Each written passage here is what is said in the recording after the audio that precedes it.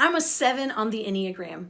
And if you're not familiar with the Enneagram, basically that means that I'm the enthusiast. I love to have a good time, and I love for other people to have a good time. And that's why I love throwing parties. Parties are amazing because I get to actually curate the most perfect experience designed for everyone to have a good time. It's amazing. I love parties. And one of my favorite things to do at parties is to actually play some games, because games can help people have a good time. They can get them out of their shell. It seems like the perfect thing. And so often we'll pull people to the front of the room and I'll introduce the game. And I introduce the people playing the game. So far, it's amazing. So far, my good vibes only aim is actually happening. We start playing the game and we're having a blast. But then it's that dreaded moment, the moment where I have to make the call. Who's the winner and who's the loser? See, if I declare one person the winner and declare the other person the loser, well, that person's not going to be having a good time. And so that's going to totally mess up the vibe I'm looking for. And so I thought that I came up with the perfect solution. And that is to declare everybody a winner because it's a tie.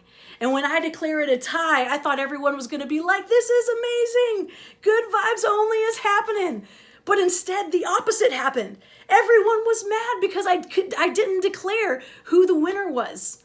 It just seemed like whatever I did, it was a lose-lose situation. It seemed like a near impossible task. Have you ever felt that way when you're just navigating life? Like whatever you do, it seems like someone might be upset. You might do one thing to please one person, but when you do that, it actually makes the other person upset. It just seems like an impossible task to make sure that everyone is having a good time and that everyone is happy with you. And do you know why it feels like an impossible task? Because it is an impossible task.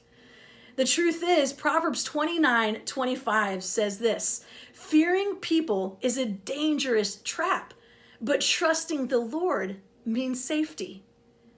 You know, the next time you try to make sure that everyone is happy with the decisions that you are making and you find yourself feeling trapped, you find yourself feeling like it's impossible, then I want to remind you of this verse. And instead of trying to please people, instead trust God.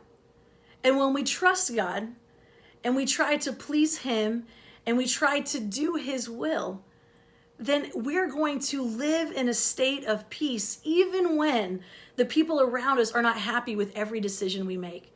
Because we know that we're not living to please an audience of so many people, but instead we're living to please an audience of one.